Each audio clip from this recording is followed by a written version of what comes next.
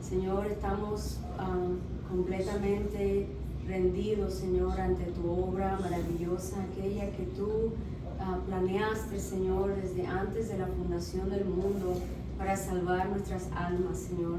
Gracias por amarnos, gracias por haber puesto tu vida, Señor, en rescate por nosotros. Nosotros hoy queremos decirte, Señor, que nosotros te seguiremos a ti, porque sabemos, Señor, que tú moriste por cada uno de nosotros. Ayúdanos, Señor, a vivir una vida que sea agradable, Señor, delante de ti, reconociendo, mi Dios, que nada de lo que hacemos, Señor, es separados de ti, Señor, sino por causa tuya, mi Dios. Ayúdanos, Señor, en esta noche a entender esta clase, este estudio que hemos de compartir, Señor. Ayúdanos a tener una mente abierta, Señor, para recibir tu enseñanza. Y ayúdanos, Señor, a aplicarla en nuestro diario vivir. Señor, estas cosas te las pedimos en el nombre de Jesús. Amén. Bueno, como una parte nueva del estudio que estamos dando en redes, en casa, es acerca de compartir en evangelismo acerca del evangelio, obviamente. Y entonces la clase de hoy comienza por el principio de todo el plan de redención. Y entonces hoy vamos a ver cosas que tal vez no habíamos estudiado antes. Eso no quiere decir que son nuevas ideas, ni tampoco quiere decir que son cosas nuevas, pero que tal vez son nuevas para nosotros en el sentido de que no las hemos estudiado a profundidad por algún u otro motivo, pero que hoy tenemos la oportunidad de revisarlas y aprenderlas, porque eso nos va a dar mejor entendimiento de las cosas, sobre todo cuando hayamos de compartir el evangelio con otros. Amén. Entonces, como primera instancia, yo quería decir que hay varios métodos de interpretar la Biblia. Uno de esos métodos, que es el método, vamos a decirlo así, que ha estado presente desde que se fundó la iglesia, desde que el Nuevo Testamento se completó, que el canon bíblico se cerró, es una interpretación llamada la teología de los pactos. Pactos. Con eso quiero decir que Dios actúa por medio de pactos. Cuando usted lee la Biblia, usted se da cuenta de que Dios obró por pactos desde la creación. Primero era con Adán, después fue con Noé, después fue con Abraham, después con Moisés, después con David, y después hubo un nuevo pacto y Cristo inaugura el nuevo pacto, ¿verdad? Cuando Él dice, este es el nuevo pacto en mi sangre, ¿verdad? Entonces vemos que Dios actúa y se revela por medio de pactos. Y a la hora de estudiar la Biblia, cuando usted lee la Biblia desde Génesis hasta Apocalipsis, usted en su lectura natural de la Biblia puede notar los pactos. O sea, si yo no le dijera a usted aquí nada acerca de los pactos, usted puede ver, oh mira, Dios aquí habló con Adán, Dios aquí le habló a Noé, Dios aquí le habló a Moisés, y así sucesivamente. Dios está haciendo un pacto con diferentes personajes a través de la historia bíblica. Y cuando usted lee en el Nuevo Testamento, ve que Cristo dice, esta es mi sangre, este es mi cuerpo, del sangre del nuevo pacto. Entonces está hablando que, wow, Dios se revela a través de pactos. Y eso es lo que nos enseña la teología de los pactos. Ahora, estos pactos, como acabamos de decir, desde Génesis hasta el final de la Biblia, como nosotros la leamos, como cuando nosotros la leemos, son una especie de cadena entrelazadas e interdependientes. O sea, el pacto de Noé depende del de Adán, el pacto de Abraham depende del de Noé, y así cada pacto va entrelazado uno con otro, y son interdependientes, y se van desarrollando uno a través del otro, uno después del otro, perdón. La pregunta aquí ahora es, ¿qué es un pacto? ¿Qué entienden ustedes que es un pacto? Cualquier cosa. Cualquier cosa que un acuerdo. ¿Qué más? Un convenio. Ok. Eso es una definición de pacto. Ahora, en función de la relación de Dios con el hombre, o sea, en función de la relación que existe entre Dios y el hombre, vamos a definir pacto como una promesa hecha por Dios. Dios hace una promesa, y a esa promesa Dios le añade un juramento. O sea, Dios promete algo y además jura sobre esa promesa que Él va a hacer lo que Él dijo que prometió que va a hacer. ¿Ok? Entonces, en esencia, debemos entender que hay dos tipos de pactos. Dos tipos. Uno es el pacto incondicional. Un pacto incondicional. Y los hechos, ¿qué quiere decir un pacto incondicional? Que los hechos y los desarrollos de ese pacto no dependen del hombre. O sea, no dependen de que tú cumplas o no. Es un pacto incondicional. Porque ¿quién está haciendo el pacto? Dios. Dios está haciendo el pacto. Entonces, el incondicional depende de Dios, no depende del hombre. No depende del hombre. Y el otro es un pacto condicional. En este pacto, Dios condiciona el desarrollo del pacto a la acción humana. O sea, si haces esto, te daré esto. ¿Tiene sentido? Entonces, por lo general, los pactos relacionados con la salvación, son pactos incondicionales. Todo lo que tiene que ver con respecto a la salvación son pactos incondicionales. Y entonces podemos decir entonces que estos son pactos, como habíamos declarado ya, que un pacto es una promesa hecha por Dios a la cual Él añade un juramento, ¿verdad? Hay una serie de pactos, como ya habíamos dicho, que Dios trae en la redención, la salvación, y lo va utilizando para avanzar su plan de redención. O sea, Dios comienza por aquí y va haciendo progresivamente, va avanzando esos pactos para que se cumpla el plan que Él tenía establecido. ¿Cuál es la raíz de todos los pactos? Eso es lo que vamos a estudiar hoy. Por eso digo, ¿es algo nuevo? No es algo nuevo, pero es algo que vamos a aprender porque tal vez no lo habíamos estudiado antes. Hoy vamos a ver la raíz de todos los pactos. La raíz de todos los pactos. Y ese pacto se llama pacto intratrinitario. Intratrinitario, o sea que se da entre las personas de la Trinidad. ¿Sería eso un pacto condicional o incondicional? Incondicional, porque es solamente Dios las tres personas, Padre, Hijo y Espíritu Santo, hacen ese pacto entre ellos. Entonces es el acuerdo de las tres personas de la Trinidad donde se planea y se diseña todo el plan de redención. Y como habíamos dicho, no es muy conocido en nuestros días, pero las iglesias de siglos pasados estaban al pendiente de este pacto. Ellos tenían conocimiento de este pacto. Que tal vez no vas a encontrar esa palabra en la Biblia, pero cuando lees ciertos textos, tú puedes ver ese pacto intratrinitario. Es como la palabra Trinidad.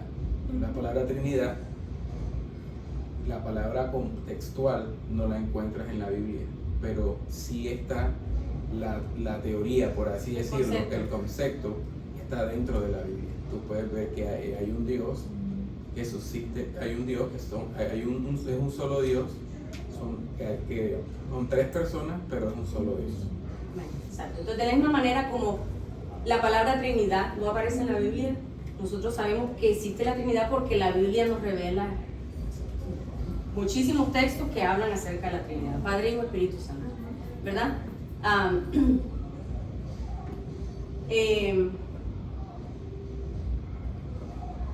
Muchos desconocen que hay un pacto que se hizo desde la eternidad. El Padre y el Hijo, junto con el Espíritu Santo, diseñaron un plan en el cual todos los elementos de la redención están. Todos los elementos de la redención están ahí en ese pacto. Habíamos dicho, ¿verdad?, que los pactos son la columna vertebral de la revelación de Dios. Por eso tenemos que empezar con ese, porque es antes de la creación. Antes de la creación. Esa es la raíz. Debemos entender que el Dios de las Escrituras no tiene un plan B, no tiene un plan C. Su plan es A desde la eternidad. O sea, el plan de Dios siempre ha sido ese. No hay otro. Desde la eternidad. Ese plan es perfecto, es inalterable, ya que se basa en el carácter eterno de Dios, que es, en otras cosas, ese carácter de Dios es santo, es omnisciente y es inmutable. Dios no cambia. Dios no cambia. El plan eterno de Dios no se revisa, no hay que hacerle revisión a causa de que hay imperfecciones morales, sí, moralmente imperfecto, pero eso no cambia el plan de Dios. Ni ese plan tiene que ser purificado, porque es un plan que tiene el carácter de Dios, que es santo, ¿verdad? Que es perfecto. Su plan no puede ser corregido, no puede ser enmendado, porque Dios, que es el creador de este plan, Dios no obtiene nuevo conocimiento, Dios no aprende nada. No es como que Él carecía de un conocimiento y ahora Dios aprendió algo y entonces Él tiene que revisar su plan. Eso no es posible. Eso no es posible. El plan de Dios nunca cambia porque Dios nunca cambia. Y porque la perfección no admite grados y no se puede mejorar. Dios no puede ser mejorado. Por lo tanto, todo lo que proviene de Dios no puede ser mejorado. O sea, todo lo que tiene el carácter de Dios no puede ser mejorado. Se llama pacto en la medida en que el plan implica a dos o más partes.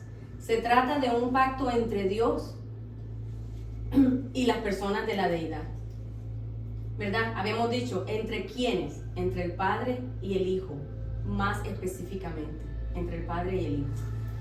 Dios no se convirtió en un Dios trino cuando hizo la encarnación. O sea, cuando Cristo se encarnó, Él no se volvió de repente Dios, Padre, Hijo y Espíritu Santo, ¿no? Dios siempre ha sido trino desde la eternidad. Uno en su esencia, tres personas desde toda la eternidad. En el centro del mensaje de Jesús está la declaración de que Él fue enviado al mundo por el Padre. Su misión no le fue dada en su bautismo, cuando Juan lo bautizó en el Jordán. Ahí no se le fue dada la misión, ni tampoco cuando Él nació en Belén, en el pesebre. Ahí no se le dio la misión, sino que Él la tuvo antes de su encarnación. Antes de su encarnación. Este pacto o acuerdo realizado en la eternidad entre las personas de la Trinidad, en el cual el Padre envía al Hijo para salvar a seres humanos. expiando sus pecados, a lo cual el Hijo accede voluntariamente, colocándose bajo las condiciones acordadas en dicho consejo. El Padre puso las condiciones de este pacto y el Hijo dijo, lo voy a hacer y me voy a someter a dichas condiciones. Y el Espíritu Santo, porque acuérdense, el Padre y el Espíritu Santo, el Espíritu Santo acuerda o está de acuerdo en aplicar los méritos de la obra del Hijo a esos seres humanos por los cuales el Hijo vino a hacer expiación. ¿Sí tiene sentido? Y esta definición, cuando usted ha leído la Biblia, ¿está ahí o no está ahí? O sea, usted no puede ver que hay textos que muestran esto. Sí los hay. O sea, que esto está saliendo de la Escritura. Eso no fue algo que alguien dijo, esto tuvo que haber sido así, sino que cuando usted lee la Biblia, usted puede darse cuenta de que estas cosas salen de las Escrituras. Entonces ahora vamos a leer la Biblia, ¿verdad? No podemos hacer esto sin leer la Biblia. Entonces, pasajes que hablan de que el Hijo fue ordenado desde la eternidad para la obra que Él hizo. La pregunta a responder aquí es, ¿cuándo se hizo el plan? Tenga esa pregunta en mente. ¿Cuándo se hizo el plan? ¿Cuándo fue ordenado esto? Vamos a leer primera carta de Pedro 1, del 18 al 20. Si alguien lo tiene, por favor, lo lee. Primera carta de Pedro. Primera de Pedro, si lo lees en inglés y alguien más que lo lea en español. Primera de Pedro 1, 18 al 20. For as much as ye know that ye were not redeemed with corruptible things as silver and gold from your vain conversation received by tradition from your fathers, but with the precious blood of Jesus Christ, as of the Lamb without blemish and without spot, who verily was foreknown before the foundation of the world, but was manifest in these last times for you. En español. Sabiendo que no fuisteis redimidos de vuestra vana manera de vivir, heredada de vuestros padres con cosas perecederas como oro o plata, sino con sangre preciosa, como de un cordero sin tacha y sin mancha, la sangre de Cristo, porque Él estaba preparado desde antes de la fundación del mundo, pero se ha manifestado en estos últimos tiempos por amor a vosotros. Ok, entonces, ¿cuándo fue destinado? Desde la fundación del mundo. ¿Cuándo fue destinado el Cordero para ser nuestro Redentor? Desde antes de la fundación del mundo. Eso está ahí claramente. Ahora vamos a ir a otro texto. Apocalipsis 13, 8.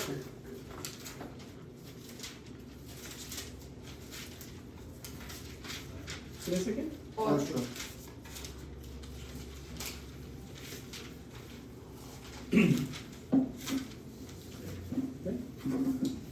And all the people who belong to this world worship the beast. They are the ones whose names were not written in the book of life that belongs to the Lamb who was slaughtered before the world was made. Ok, entonces ahí dice que el Cordero que fue inmolado ¿desde cuándo? Desde la fundación del mundo. Desde el principio del mundo. O sea que antes de que el mundo fuera creado, ya el Cordero había sido inmolado. Entonces eso responde a la pregunta, ¿cuándo se hizo el plan? ¿Verdad? Ahora vamos a ver, pasajes en los que Cristo habla de la comisión que el Padre le dio. Entonces, aquí vamos a responder la pregunta, ¿quién envió al Hijo? ¿Quién lo envió? Eso es lo que vamos a responder ahora. Juan 6, del 37 al 40.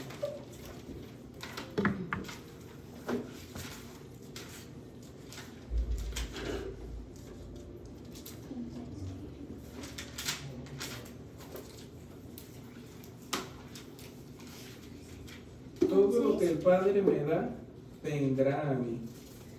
Y al que viene a mí, de ningún modo lo echaré fuera.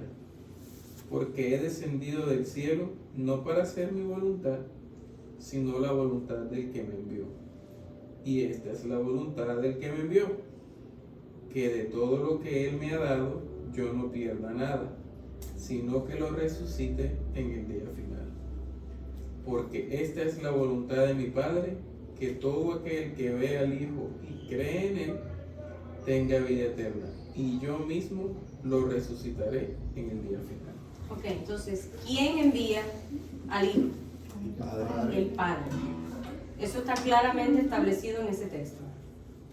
O sea, que Él ha sido enviado. Él dice, yo he sido enviado. ¿Por quién? Por el Padre. ¿Ok? Ahí mismo en Juan 17, del 1 al 5.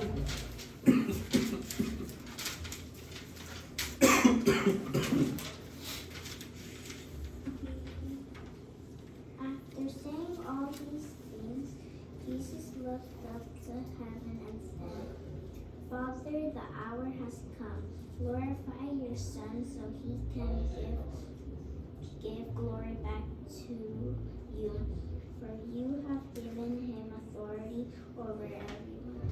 He gives eternal life to each one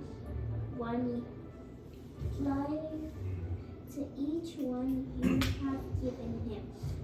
And this is the way to have eternal life, to know you, the only true God, and Jesus Christ, the one who sent you to earth. I know you, the only true God, and I brought glory to you here on the earth by completing the work you gave me to do. Now, Father, bring me into the glory we shared before the world began.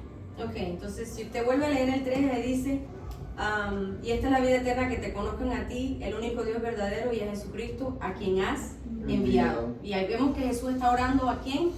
Al Padre, ¿verdad? Y dice, Padre, glorifícame al lado tuyo con aquella gloria que tuve contigo antes de que el mundo fuese. ¿Verdad? Entonces vemos ahí que el Padre es el que envía al Hijo. Y es claro que todo esto se dio en el Consejo Eterno de Salvación.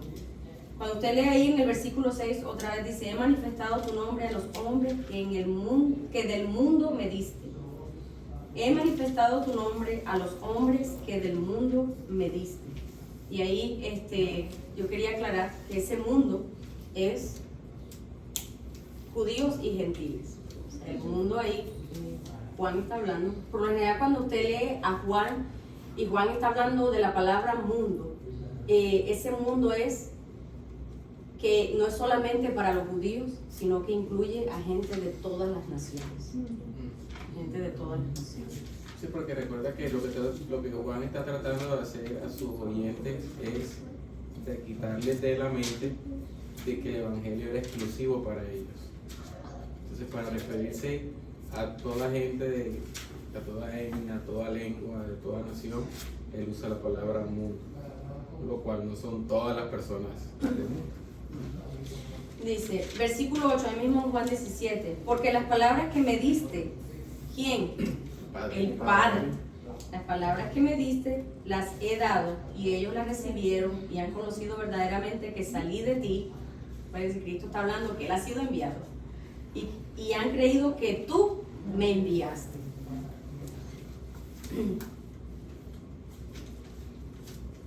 Pudiéramos revisar un montón de versículos, pero lo que quiero que quede claro es que estos pasajes revelan muchas cosas. Habla de la voluntad del Hijo de emprender una misión de redención a petición del Padre. Que Jesús hacía la voluntad del Padre se atestigua a lo largo de toda su vida. Cuando Él era un niño en el templo, le recordó a sus padres terrenales que debía ocuparse de los asuntos de su Padre. Su comida y bebida era hacer la voluntad de su Padre. El celo de la casa de su Padre era lo que le consumía. En repetidas ocasiones declaró que no hablaba de su propia autoridad, sino con la autoridad de aquel que lo envió. Entonces, podemos ver aquí que Jesús es el principal misionero. Él fue el primer misionero, el principal misionero es él, porque como la palabra lo sugiere, un misionero es alguien que es enviado. El verbo eterno, o sea, Jesucristo, el verbo eterno, no decidió por sí mismo venir a este planeta para su redención, sino que él fue enviado. Y en el plan de salvación, el Hijo viene a cumplir con el mandato del Padre. Él viene a cumplir el mandato del Padre. Ok. Otros pasajes que hablan de que Dios el Padre daría la provisión necesaria para que el Hijo realizara su parte del consejo eterno de redención. O sea, cómo Dios hizo esa provisión para que el Hijo pudiera cumplir esa misión. Vamos a ver en Hebreos 10, del 4 al 7.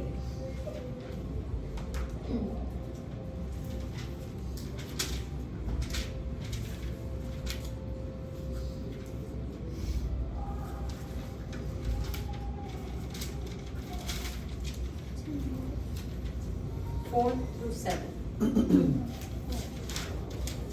Hebrews 10, 4. ¿Del 4 al 7? Sí. Léelo, Ana, si lo tienes. Porque la sangre de los toros y de los machos cabríos no puede quitar los pecados, por lo cual, entrando en el mundo, dice, sacrificio y ofrenda no quisiste, mas me preparaste cuerpo. Holocaustos y expiaciones por el pecado no te agradaron. Entonces dije, he aquí que vengo, oh Dios, para hacer tu voluntad. Como el rollo del libro está escrito de mí. Ok. Entonces vemos ahí que el autor de Hebreos está citando un salmo, y ese salmo es el Salmo 40. Él está citando un salmo. Y vemos como Dios provee y preparó un cuerpo al Hijo. O sea, Él le preparó un cuerpo, dice, me preparaste un cuerpo. Porque los sacrificios de los animales eran imperfectos. Al Dios prepararle un cuerpo al Hijo, hizo que el sacrificio de Cristo fuera un sacrificio que fuera perfecto para la redención de las personas que habrían de ser salvas. Vamos a ir a Isaías 42:1.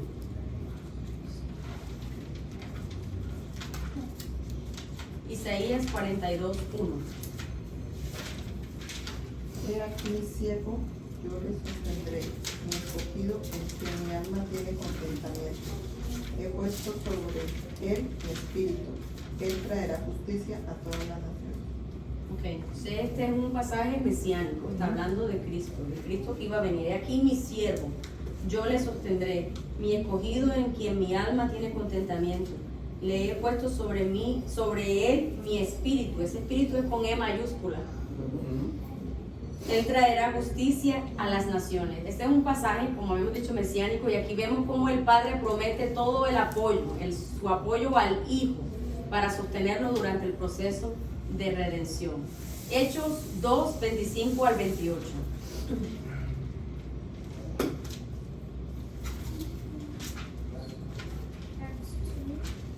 Acts 2, 25 through 28.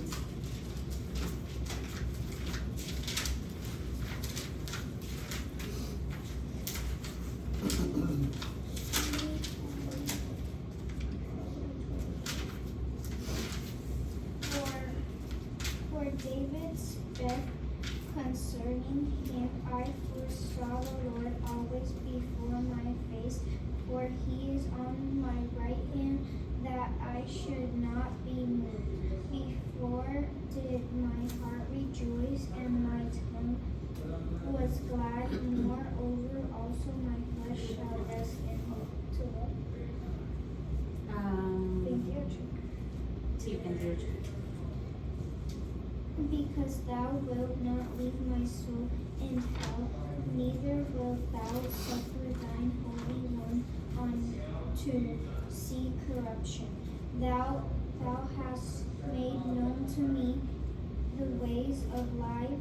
Thou shalt make a full of joy with thy countenance. Ok, entonces vemos en este texto también Pedro, que es el que está hablando aquí, está dando un discurso y él está citando un salmo, y ese salmo lo está aplicando a Cristo. Ese salmo, que es un salmo de David, él se lo está aplicando a Cristo.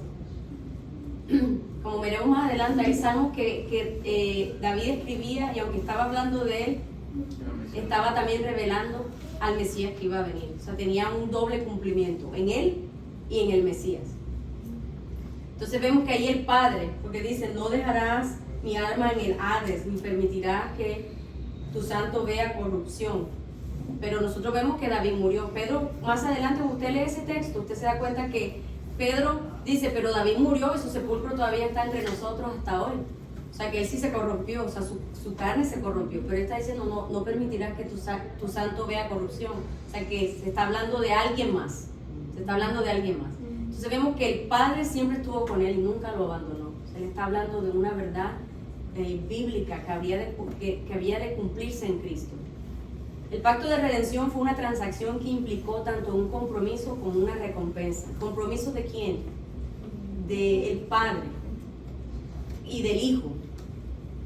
El Hijo entró en un acuerdo sagrado con el Padre. Se sometió a sí mismo a las obligaciones de ese acuerdo pactado. Un compromiso fue igualmente asumido por el Padre, dar a su Hijo una recompensa por haber hecho la obra de redención. O sea, al Cristo completar la obra de redención y haberla completado perfectamente, el Padre le iba a dar una recompensa. Nosotros creemos en Juan. Sí, lo leímos en Juan ahorita. Vamos a leer Filipenses 2, del 5 al 11. Filipenses.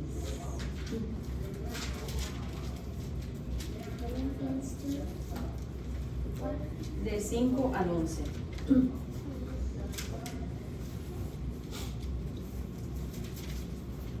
Yo leo. Haya pues en vosotros este sentir que hubo también en Cristo Jesús, el cual siendo en forma de Dios, no estimó el ser igual a Dios como cosa que aferrarse, sino que se despojó a sí mismo, tomando forma de siervo, hecho semejante a los hombres, y estando en la condición de hombre se humilló a sí mismo, haciéndose obediente hasta la muerte y muerte de cruz, por lo cual Dios también lo exaltó, mire la recompensa, por lo cual Dios también lo exaltó hasta lo sumo y le dio un nombre que es sobre todo nombre, para que en el nombre de Jesús se doble toda rodilla de los que están en los cielos y en la tierra y debajo de la tierra, y toda lengua confiese que Jesucristo es el Señor, para la gloria de Dios Padre. ¿En qué consiste? ¿Cuál es la recompensa? La exaltación del Hijo. Es la recompensa que el Padre le da por su obediencia. ¿En qué consiste esta exaltación? La exaltación de su naturaleza humana, de que Él se humilló hasta lo sumo.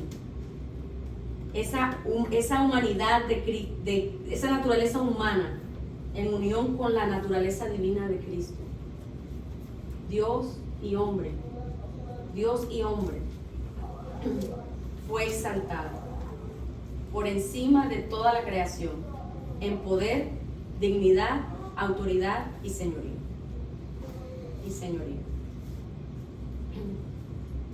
Te digo que vamos a leer bastante en la Biblia. Hebreos 12:2. Hebreos 12:2.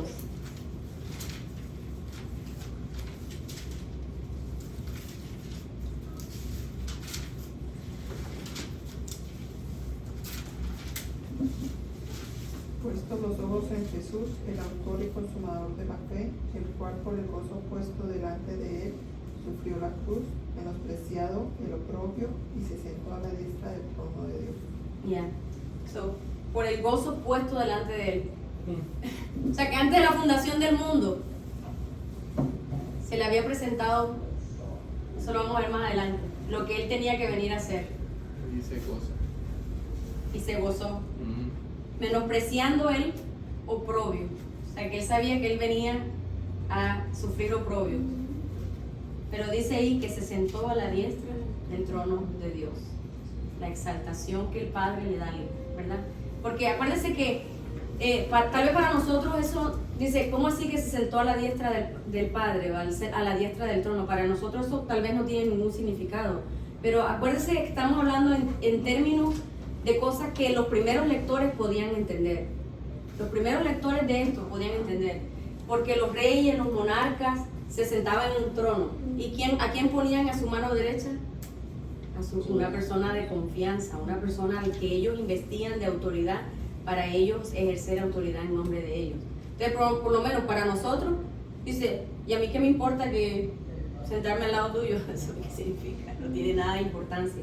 Pero para ellos que estaban, wow, él está sentado a la diestra. Acuérdense cuando los discípulos le dicen a Jesús, creo que fue Andrés y Felipe, que estaban, es que permítenos a uno de nosotros sentarnos a tu diestra y a otro a tu izquierda cuando tú vengas, cuando tú inaugures tu reino. Y él dijo, es que eso a mí no me corresponde darlo, porque ellos estaban pensando, wow, cuando Cristo se sienta en el trono, nosotros vamos a ser los chachos de la película, uno a la derecha y el otro a la izquierda. Por eso para ellos se estaban peleando esa posición de autoridad.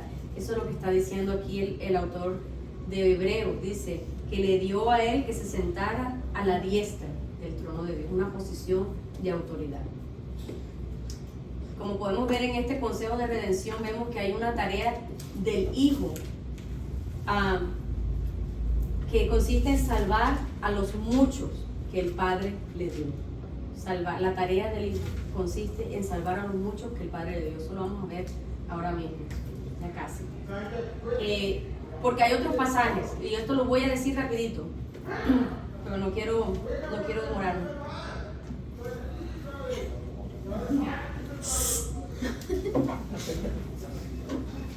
Nosotros vemos que hay muchos salmos que hablan del Mesías que iba a venir, como hablábamos ahorita, salmos mesiánicos. Estas son expresiones donde el salmista habla de sí mismo, pero a la vez está hablando de alguien superior, es decir, Cristo, el Cristo que iba a venir. En el Salmo 2.8, Salmo 2.8, ese es rapidito.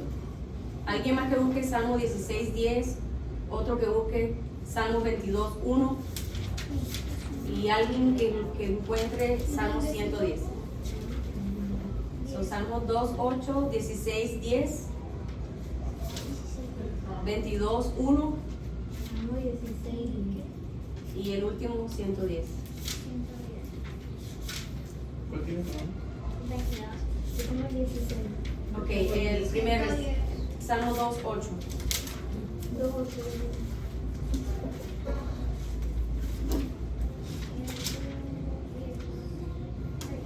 Pídeme y te daré por herencia las naciones, y como posesión tuya los confines de la tierra.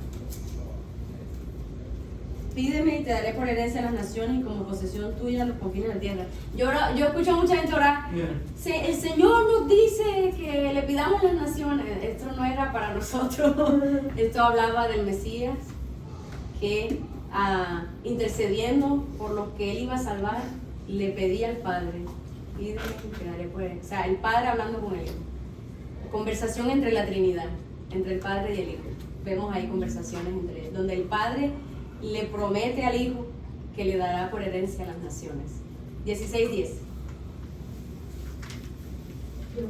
Porque no dejarás mi alma en el Seol, ni permitirás que tu santo vea corrupción. Que eso fue lo mismo que leímos ahorita en Hechos. Y acuérdense que Pedro está citando este salmo para aplicárselo a Cristo. Hablan del Mesías. 22:1. My God, why have you abandoned me? Why are you so far away when I groan for help? Ok, entonces el salmista está hablando y Cristo cita estas palabras cuando está en la cruz. Padre, Padre, ¿por qué me has abandonado? Está hablando esa conversación entre el Padre y el Hijo que desde el Antiguo Testamento se estaban dando, revelándose, ¿verdad? 110. 110,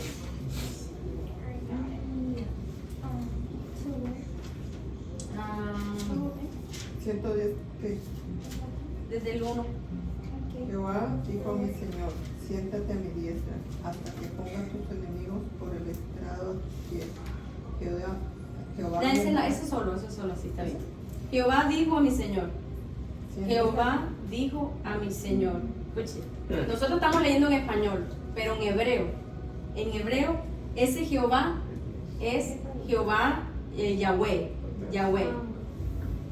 Que si usted lee un manuscrito hebreo, el nombre de Yahweh nada más tiene 4 letras, porque los escribas le quitaron las demás letras porque para ellos era blasfemia pronunciar el nombre de Dios. O sea que nosotros en verdad no sabemos cómo se pronuncia el nombre de Dios. Nosotros asumimos que sonaría Yahweh, pero no necesariamente.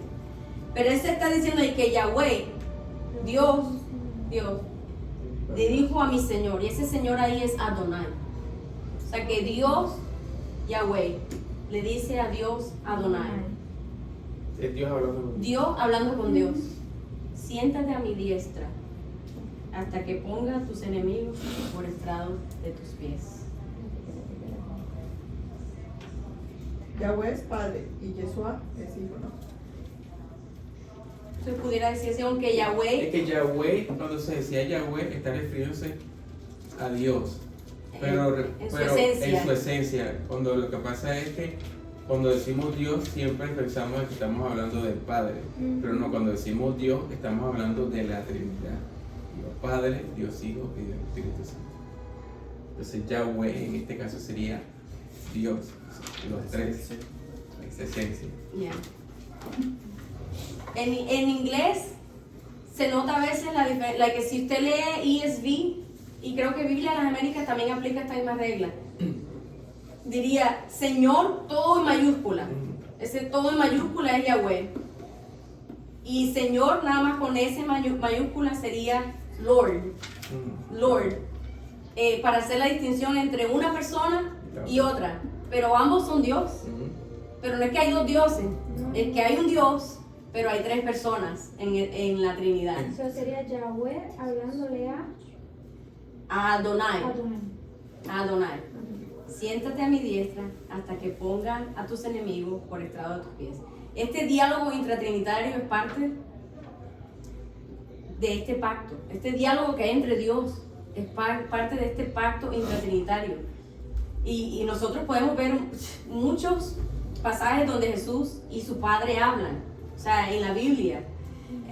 Hay un texto que, aunque eso no hace parte de este estudio, pero que a mí me gusta sacarlo para estudiarlo, o sea, para ver la conversación entre uno y el otro, o cómo uno encuentra a una persona y a la otra. Por ejemplo, en Isaías 6, y esto no me lo vamos a hacer como un ejercicio didáctico, porque no quiero demorarme mucho aquí.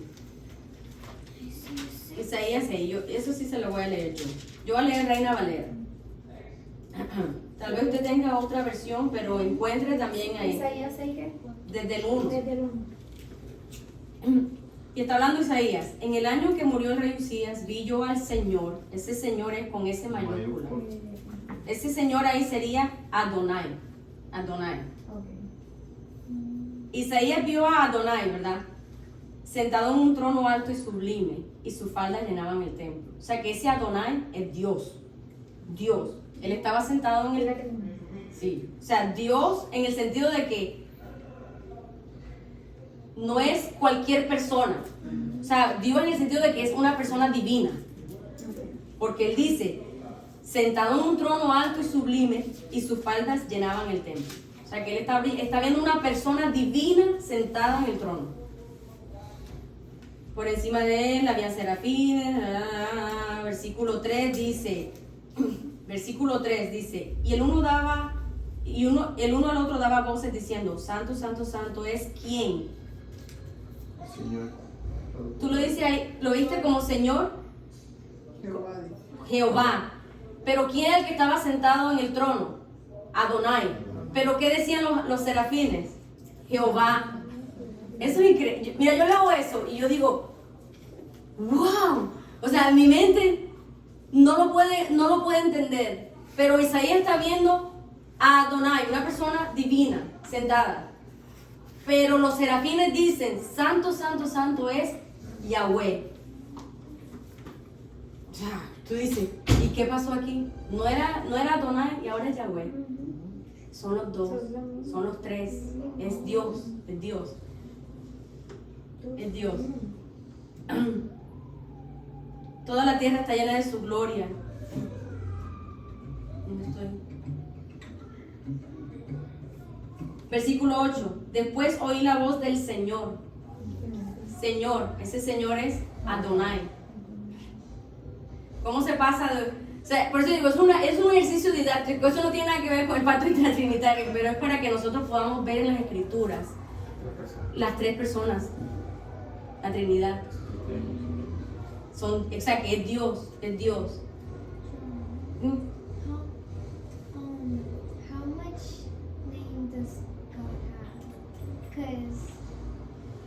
porque Dios uno conoce a Dios por sus nombres porque Él se revela de esa manera a nosotros. De esa manera. Ahora sí, ya lo último. Y es que allí Dios Jireh es el proveedor. Exacto, Dios se da a conocer por su nombre. Yo soy el Jehová que te provee, el que te sana, el que te redime. Y Yahshua es Salvador. Yeshua, porque en el original es Dios salva. Dios salva, sí. En ese sentido la traducción. Es sana. Rafa, sí. Exacto. Entonces, ¿ahora qué? Vamos a ver, o sea, ya vimos el pacto intratrinitario, pero ahora vamos a ver otro aspecto, que eso es lo que más conocemos nosotros acerca de este pacto, lo que por lo general conocemos. ¿A qué fue enviado el Hijo? O sea, ¿cuál fue su misión? ¿A quiénes fue enviado? Entonces ya todo el mundo dice, eso yo lo sé. Si eso me lo han metido hasta por la pena. Entonces, pero miren qué importante es saber todo lo demás, porque esa es la raíz de todo esto. ¿A qué fue enviado? ¿Para qué fue enviado? ¿A quiénes fue enviado? Y nosotros podemos ver, lo voy a dejar ahí, no sé si lo voy a leer todavía. Pero si nosotros vamos a Génesis, vamos a ir a Génesis, porque nosotros no podemos hacer esto sin estudiar Génesis. Génesis 1:31.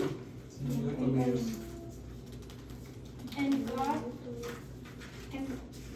God saw everything that he had made, and behold, it was very good. And the evening and the morning were the sixth day. Ok, entonces, ¿cuál es el contexto aquí? La creación. El contexto aquí es la creación. Dios crea un mundo perfecto y vio Dios todo lo que había hecho y aquí era bueno en gran manera. Luego Dios permite la destrucción de ese paraíso, de ese reino que era perfecto. Dios lo permite. No es como que Dios fue impotente ante la serpiente, porque eso niega a Dios. O sea, Dios no pudo detener la serpiente, eso es negar a Dios. Dios no sabía que la serpiente iba a engañar, eso niega a Dios. Acuérdense, nosotros estamos partiendo de la premisa de que Dios siempre está en control, Dios no puede aprender nada.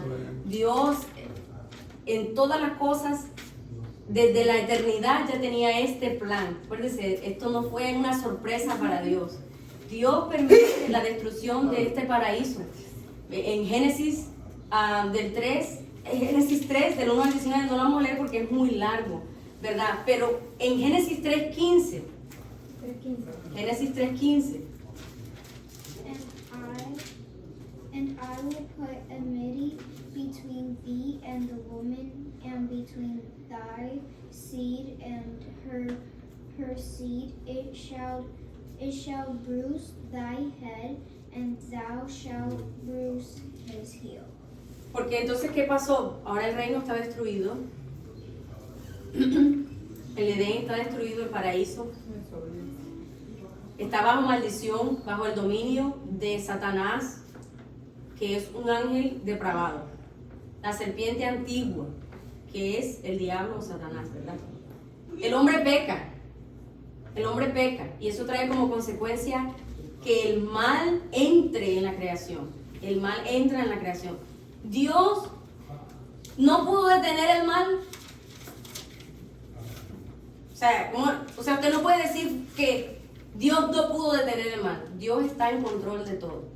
Dios está en control de todo. O sea, que todas estas cosas Dios las permitió. Dios las permitió. Eso es como cuando uno tiene los niños pequeños, ¿verdad? Y tú empiezas a ver que se están montando en una parte y dices, yo voy a dejar hasta dónde más va a avanzar. Yo voy a ver hasta dónde más. Y tú lo estás viendo. Y tú estás en completo control de todo lo que está haciendo. Y tú ves que se montó y hasta se cayó y se golpeó. Pero nosotros en la parte humana, esto es una ilustración que no ilustra para nada perfectamente el plan. Pero así es Dios, nunca Dios ha estado fuera de control. Siempre Él ha estado en control de todo este plan. Acuérdense, desde la eternidad, Cristo había sido inmolado ya. Ya Cristo había sido inmolado. Satanás ha destruido el reino de Dios. La imagen de Dios que estaba en el hombre ahora está destruida. La gloria de Dios en la creación ahora ha cambiado a maldición por causa de la caída del hombre. Entonces, ¿ahora qué pasó aquí en Génesis 3:15? Dios está hablando. Dios está hablando. Usted puede ver ahí que Dios está hablando. ¿A quién le está hablando Dios? En ese versículo. Adán. A la serpiente. Versículo 14 te está diciendo, y Jehová Dios dijo a la serpiente, por cuanto esto hiciste, maldita será entre todas las bestias, entre todos los animales del campo, sobre tu pecho andarás y el polvo comerás todos los días de tu vida. Y pondré enemistad. O sea, que eso te está diciendo a ti que Dios le está hablando a la serpiente. A la serpiente. Entre tú y la mujer. Y entonces, Dios le dice, pondré enemistad entre ti. ¿Quién es ese ti ahí? La serpiente. Y la mujer. Entre la simiente, entre tu simiente, o sea, la simiente de quién? De la mujer. De la serpiente. Y la simiente suya, la simiente de quién? De la mujer. De la mujer. Esta, o sea, esa simiente, la de la mujer, esa simiente te herirá en la cabeza. Y tú, o sea, la serpiente, herirá la simiente de la mujer en el calcañar. O sea, es un paráfrasis de ese texto. La simiente es. La simiente de la mujer es Cristo. La simiente vendría a ser su descendencia. Su descendencia. ¿Y el calcañar? El calcañar es el talón. Entonces, la simiente de la mujer, o sea, una simiente es una. Nosotros dice, ¿cómo así? Si son hijos, sí, son hijos, pero es una simiente. Y cuando usted lee allá en Gálatas, Gálatas le explica que esa simiente en singular es Cristo. La Biblia interpreta la Biblia. La Biblia interpreta la Biblia. Esa simiente, o sea, Cristo, iba a aplastar la cabeza de la serpiente. Pero esa serpiente iba a herir a la simiente, lo iba a herir en el calcañar. O sea que el aplastador de la serpiente iba a ser herido. ¿Sí? Eso es lo que está diciendo el texto. ¿Preguntas hasta ahora? No. Esto es profundo, pero esto nos ayuda a entender a nosotros el Evangelio. Yeah. Entonces volvemos a parafrasear. Pondré enemistad entre Satanás y Eva, entre los hijos de Satanás y los hijos de Eva. Un hijo de Eva herirá a Satanás en la cabeza y Satanás lo herirá a él, o sea, al hijo de Eva, en el talón. Este es uno de los pasajes más importantes de la Biblia. Es la primera vez que aparece el Evangelio en la Biblia. Los teólogos le llaman a esto el protoevangelio. La primera vez que aparece el Evangelio en la Biblia. Génesis 3.15. Génesis 3.15. Primera vez que aparece el Evangelio en la Biblia. Es el mensaje del Evangelio que como una semilla se va desarrollando a través de toda la Biblia. A partir de ahí usted puede ver el desarrollo del Evangelio a partir de ahí, de que Dios le promete, le jura algo a la serpiente. Dios dice algo a la serpiente, y es que una semilla, un hijo de Eva, iba a herir su cabeza, y que él iba a permitir que él lo hiriera a él en el talón. Vemos a Dios hablando. Y ahí dice Jehová Dios.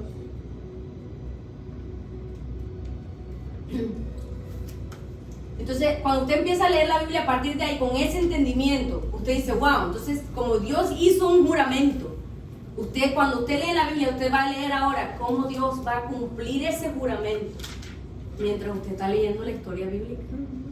¿Qué tiene que ver Noé con ese juramento que hizo Dios? ¿Qué tiene que ver Moisés con el cumplimiento de ese juramento? ¿Qué tiene que ver David con el cumplimiento de ese juramento? Por eso nosotros no podemos leer la Biblia desprendido de esto. ¿Qué tuvo que ver que David venciera a Goliat con el cumplimiento de esto? ¿Ven? ¿Qué tiene que ver que el pueblo hubiera sido exiliado, llevado cautivo a Babilonia con el cumplimiento de ese juramento? O sea, nosotros tenemos que leer la Biblia en función de esto, si no, estamos perdidos en nuestra lectura bíblica. Porque entonces el plan de redención a partir de Génesis 3.15 que se nos va revelando está en función del cumplimiento de ese juramento que hizo Dios en Edén, en Génesis 3.15. Y eso es vital vital para nosotros entenderlo. Y me quedan 7 minutos y voy a avanzar, pero así. Cuando el hombre peca, ¿verdad? Antes de que él pecara, él era un hombre que vivía, tenía vida, vivía en la justicia de Dios. Ahora está muerto en delitos y pecados. Está muerto. Y esa muerte espiritual. Y ha pasado ese pecado a toda su descendencia. Satanás ahora gobierna. Él es el príncipe de la potestad del aire. Eso nosotros lo vemos en Efesios. Si usted lee Efesios del 2, del 1 en adelante, usted ve un panorama de la salvación. Usted ve ahí todos los aspectos de la salvación, ahí en ese texto, en Efesios 2, del 1 al 10, que ahora no me da tiempo de revisarlo. Entonces, Satanás es el príncipe de la potestad del aire. El mundo entero, como un sistema, es entregado bajo la potestad de Satanás. El pecado, la destrucción y la muerte. La justicia que existía en el corazón del hombre ahora se llama carne. Que eso es símbolo del pecado, de la destrucción, de la corrupción, de la maldad. Vemos que la expulsión de Adán del huerto muestra la separación entre Dios y el hombre. Por eso el hombre fue exiliado del Edén, de la casa de Dios, por causa de su pecado. Y eso hace necesaria la venida, eso hace necesaria la misión del Hijo. O sea, este problema del pecado hace necesario que Cristo se encarne y pague el precio para nuestra salvación. Y esto es lo que exalta la gloria de Dios. O sea, que Dios, aparte de ser un soberano, creador, omnisciente, omnipotente, Él es un Dios misericordioso, un Dios lleno de gracia. Y eso trae, si pudiera ser así, más gloria a Dios. No porque Dios pueda ser mejorado, sino que muestra la gloria de Dios a través de su misericordia y su gracia. Desde antes de la fundación del mundo, Él creó un plan para reconciliar a la humanidad con Él mismo. Con Él mismo, exacto. Entonces, la misión del Rey Eterno, la misión del Hijo, la misión de la segunda persona de la Trinidad es herir en la cabeza a Satanás. Esa es la misión, herirlo en la a Satanás en la cabeza. Él va a destruir a Satanás. ¿Cómo? ¿Cómo lo va a destruir? ¿Así tipo Avengers? ¿Thanos y toda la cosa? No. ¿Cómo lo va a destruir? Y ahí es donde uno dice, ¿cómo a Dios se le pudo haber ocurrido un plan así? ¿Cómo? ¿Sí tipo Avengers? No, no tipo Avengers. ¿Cómo Él iba a vencer a Satanás? De una forma que ni tú ni yo hubiésemos pensado.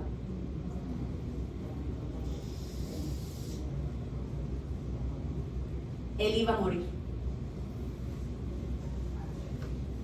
Él iba a morir. Eso es como hasta ilógico, Él ganó perdiendo, por así decirlo. Porque el concepto de ganar nunca es morir. Es que la otra persona muere, por eso tú estás ganando. Pero en el caso de Cristo, es lo opuesto. Él muere.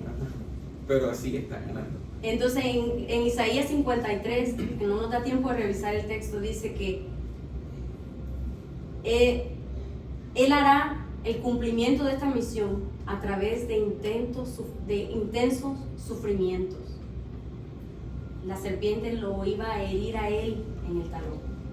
Él iba a sufrir una muerte sustitutiva. O sea, Él iba a sustituirnos a ti y a mí para expiar nuestro pecado, para expiarlo, o sea, para quitarlo. Jesús muere en la cruz y Satanás con ello cree que Él está venciendo, pero es Cristo el que vence. ¿Cuánta sabiduría hay en Dios?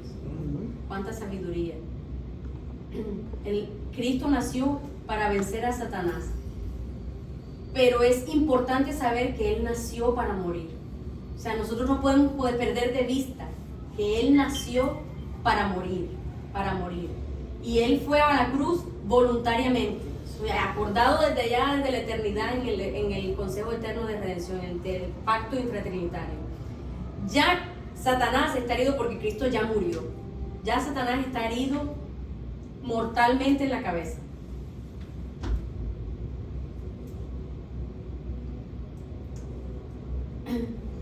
Colosenses, yo lo voy a leer rapidito. Colosenses 2, del 14 al 15, dice que Cristo anulando el acta de los decretos que había contra nosotros, que nos era contraria, quitándola de en medio y clavándola en la cruz, y despojando a los principados y las potestades, los exhibió públicamente, triunfando sobre ellos en la cruz.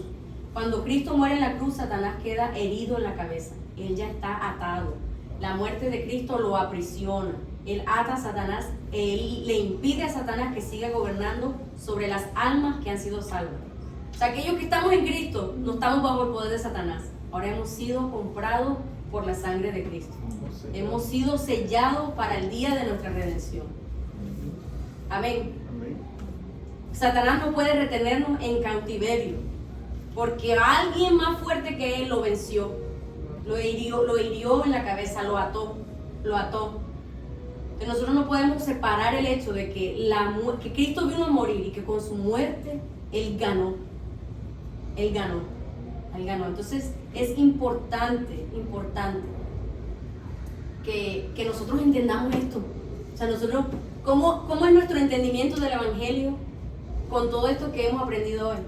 Esa es la aplicación de la clase. ¿Cómo yo ahora, teniendo un mejor entendimiento, yo puedo enseñar a otros el Evangelio? Si nosotros hemos nacido de nuevo, hemos nacido de nuevo, ¿qué podemos aprender de esto hoy? O sea, ¿en qué nos ayuda esto en nuestra apreciación acerca de la salvación? O sea, ¿cómo nos ayuda esto a considerar lo que Dios ha hecho por nosotros? ¿Lo tomaremos por poco? O sea, tomaremos por poco que Dios en la eternidad dijo, yo voy a hacer un plan donde yo me voy a encarnar, voy a morir para salvar a Vanessa, para salvar a Ana, para salvar a Harry, a Joseph, a Heidi, a Seba, a Antonella, a Suri, a Joana y a todos aquellos que crean en mí. O sea, cómo eso me da una apreciación de lo que Dios está haciendo a través de toda la eternidad para salvar nuestras almas pecadoras. Y cómo nosotros vamos a compartir ese mensaje a otros que no le conocen. Eso nos queda a nosotros como una meditación para nosotros hacer. Amén. Que con eso, ahí me tocó avanzar a las niñas, pero no quería dejar el tema en el aire, sino que cómo nos ayuda esto en nuestra propia apreciación de nuestra salvación, que no fue algo barato lo que hizo Dios. O sea, no fue algo sacado ahí de out of the blue. O sea, no fue como que de repente dijo, ay caramba, metió la pata, ahora toca salvarnos. No, sino que Dios desde la eternidad, caramba, ya había pensado en nosotros. Así que tengamos en alta estima el sacrificio de Cristo por nosotros pecadores. Amén. Oremos. Gracias, Señor, te damos por este momento de estudio, Señor. Gracias por las personas que estamos aquí reunidas, Señor. Pero ante todo, Señor, gracias, Padre, porque pensaste en un plan para poder reconciliarnos contigo mismo, Señor. Gracias, Señor, porque tú, Cristo, voluntariamente te sometiste a las peticiones del Padre para poder cumplir tu obra redentora, para que nosotros, Señor, por tu misericordia, por tu soberanía y por tu gracia, pudiéramos venir a ti, Jesús. Señor, ayúdanos a entender esto cada día más, Señor, porque esto, Señor, lo que tiene que causar en nosotros es humillación, Señor. Humillarnos más a ti, Señor, porque nosotros estábamos muertos espiritualmente. No habría manera, Señor, de que nosotros nos acercáramos a ti si tú no nos hubieses amado primero a nosotros, Señor. Y porque tú nos amaste, Señor, desde antes, desde la fundación del mundo, hoy nosotros estamos en ti, Jesús, en Cristo. Gracias, Señor, por ese plan tan maravilloso, Señor. Ayúdanos, Señor, cada día a poder compartirlo a las demás personas de la mejor manera posible, Señor. Que nosotros podamos digerirlo, masticarlo, entenderlo a un grado mayor, Señor, para que cuando compartamos tu palabra, Señor, tu Espíritu Santo